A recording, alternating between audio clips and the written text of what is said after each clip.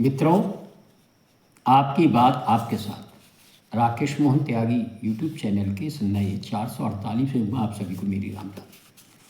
मित्रों, आज इस अंक में मैं चर्चा करूंगा समाजवादी पार्टी व उनके नेता अखिलेश यादव द्वारा शंकराचार्य संत अवमुक्तेश्वरानंद महाराज के साथ प्रशासन द्वारा जो माघ मेले में दुर्व्यवहार किया गया था, उनके शिष्यों, उनके बटुकों के साथ जो खींचतान की गई थी और जो अपमानित ढंग से जो व्यवहार किया गया था, उसके प्रति उनके समर्थन और इस समर्थन के माध्यम से सनातन संत ब्राह्मण सम्मान की बात करने वाली इस पार्टी के कुछ पुराने, जब वह 4 बार मुख्यमंत्री उनकी पार्टी की सरकार रही, वह सब मुख्यमंत्री रहे, उनके कृत्यों की और उन कृत्यों को किस प्रकार वह जनता की नज़रों से इस मुद्दे के माध्यम से ओझल कराने का प्रयास कर रहे हैं, वह उनका एक निरर्थक प्रयास ही होगा। मित्रों, कहीं ना कहीं उनके मन में अभी तक श्री कृष्ण जन्मभूमि मंदिर के उत्थान हेतु अपनी कोई सक्रिय भूमिका न रख पाने की भी उनके अंदर जो टीस है, और ख़ास तौर से उनके समर्थक वर्ग जो जातिवादी आधार पर सनातन संस्कृति का अनुपालन करते हुए सनातन रीति रिवाजों के पालन करने में अग्रणी भूमिका निभाने वाला जो उनका समाज है, उसके मन में, अवचेतन मन में अपनी पार्टी जो राजनीतिक तौर पर वह उनको समर्थन देने का प्रयास करते हैं, देते भी रहें, लेकिन धीरे धीरे सनातन के प्रति इनके द्वारा सरकारों के समय किए कार्यों और आज विपक्ष में रहने के बाद भी आप देख रहे होंगे गाय गोबर में बदबू, दीपावली के दीपकों से उनको एलर्जी, उनको श्री राम जन्मभूमि का उनकी पार्टी ने, उनके मुखिया समाजवादी पार्टी के संस्थापक मुलायम सिंह यादव ने किस प्रकार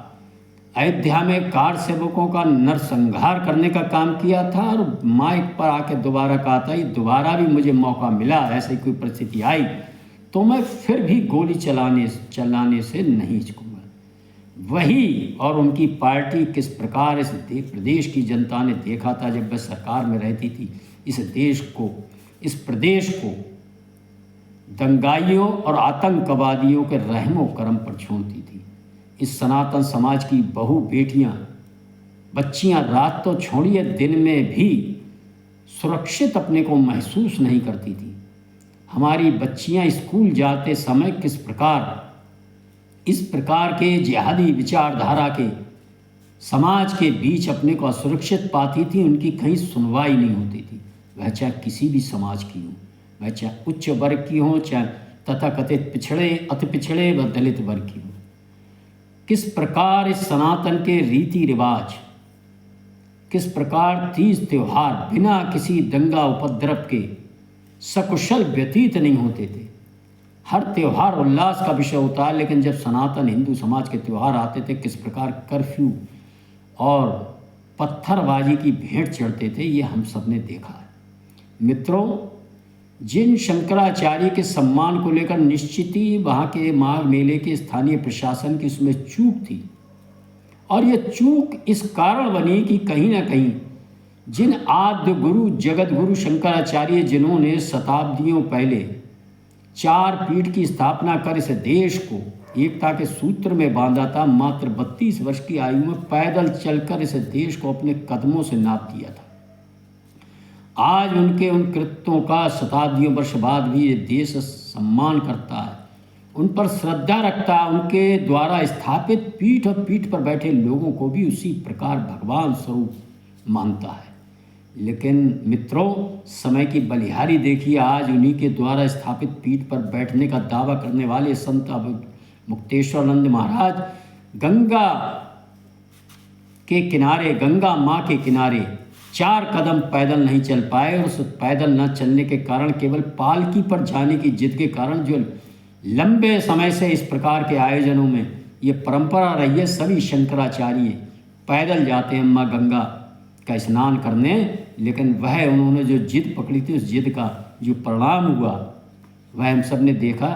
इस प्रकार की घटनाएं निश्चित ही निंदा योग्य है, ऐसी नहीं होना चाहिए थे। इसमें दोनों पक्षों को समझदारी का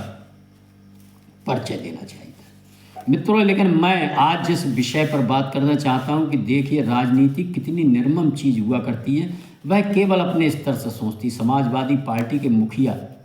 अखिलेश यादव और उनकी पार्टी के लोगों ने सोचा कि इस मामले को लेकर हम ब्राह्मणों के सम्मान, संतों के सम्मान, बटकों के सम्मान, सनातन के रीति रिवाजों के सम्मान की बात करके हम अपने समय में किए सनातन ब्राह्मणों के ही प्रति नहीं, समस्त सनातन समाज के प्रति जो हमने अन्याय अत्याचार होते हुए देखे हैं, और किस प्रकार मुजफ्फरनगर से लेकर बुलंदशहर, प्रयागराज कहीं भी हो, इन्हीं शंकराचार्य जी महाराज समाजवादी पार्टी की सरकार में गणेश विसर्जन, मूर्ति विसर्जन के कार्यक्रम को लेकर जा रहे थे। किस प्रकार इन पर समाजवादी पार्टी के समय भयानक लाठीचार्ज इनके शिष्यों पर हुआ था, वह दृश्य लोग भूले नहीं हैं। लेकिन राजनीतिक दल जो वंश के आधार पर अपने पिता, अपने पूर्वजों द्वारा बनाई सौंपी राजनीतिक पार्टी विरासत के आधार पर चलाने का दावा करते हैं, उनके दिमाग में ये रहता है कि जो हम कहेंगे वही जनता सही मानेगी और पिछली बातें हमारी सब भूल जाएगी। लेकिन जनता भूलती नहीं है। आज सोशल मीडिया के ज़माने में वह चित्र, वह सारे दृश्य, वह सारी चीज़ें लगातार बार बार जनता के सामने आती रहती हैं और जनता उन चीज़ों को भूलती नहीं है। और इस प्रकार की घटनाओं को जनता केवल एक ही शब्द में नाप सकती है, एक मुहावरे के, कि अखिलेश यादव व समाजवादी पार्टी का सनातन के प्रति और संत और रीति रिवाजों के सम्मान के प्रति जो ये मुद्दा बनाने के प्रयास कर रहा है, वह बिल्कुल उसी प्रकार है जिस प्रकार की 900 चूहे खा के भैया दद्दा मेरे बिल्ली हज को चली। ये एक मुहावरा उन पर बिल्कुल सटीक बैठता है। यदि वास्तव में आखिर उन्हें क्यों आवश्यकता पड़ी, उनको ये लगता है कि इस नाते हम उठाकर ब्राह्मण वोट हमें मिल जाएंगे। जिन ब्राह्मण के गांव पर इटावा में अभी जो विवाद हुआ था, कथावाचक के रूप में किस प्रकार एक पूरी की पूरी भीड़ उन ब्राह्मणों के गांव पर दौड़ी थी, वो सोच रहे हैं शायद वह सब भूल जाएंगे। ऐसी कई घटनाएं उनके समय, अभी अभी उन्होंने श्री राम जन्मभूमि मंदिर के उद्घाटन दिवस पर जिस प्रकार अपनी पार्टी के राजनीतिक दल के नेताओं को जाने से रोका था, और उस रोकने के कारण उनकी पार्टी में भी किस प्रकार एक फूटन पड़ी थी, वह उन्होंने देखी है। और लगातार वह समझ रहे हैं कि उनका जो समर्थक वर्ग जातिगत आधार पर सनातन समाज का एक मुख्य अंग जो उनको वोट देता है, जो अपने को भगवान श्री कृष्ण भगवान से जोड़ता है और अपेक्षा रखता है समाजवादी पार्टी व अखिलेश यादव से कि कम से कम वह तो अगर श्री राम जन्मभूमि काशी मंदिर के उद्धार की बात नहीं करते हैं, कम से कम मथुरा स्थित श्री कृष्ण जन्मभूमि मंदिर के उत्थान सम्मान की बात जरूर करें और वहाँ दर्शन करने भी जाएं। लेकिन मित्रों, आपको जानकर आश्चर्य होगा कि मथुरा स्थित श्री कृष्ण जन्मभूमि स्थान का दर्शन करने आज तक भारत का कोई प्रधानमंत्री नहीं गया था। और ये भी एक आश्चर्य का विषय है कि नवंबर 2023 में संत मीराबाई की 525वीं जयंती के अवसर पर प्रधानमंत्री नरेंद्र मोदी जी मथुरा आए। श्री कृष्ण जन्मभूमि स्थान पर जाकर माथा नवाकर वहाँ पूजन और का जो कार्यक्रम किया था, बड़े श्रद्धा भाव से, वह दृश्य हम सबने देखा है। मित्रों, वह भारतवर्ष के प्रथम प्रधानमंत्री हुए जिन्होंने मथुरा का द्वारका से नाता जोड़ा। ये उनका वाक्य बहुत प्रचलित है कि हम वो लोग हैं जब यहाँ से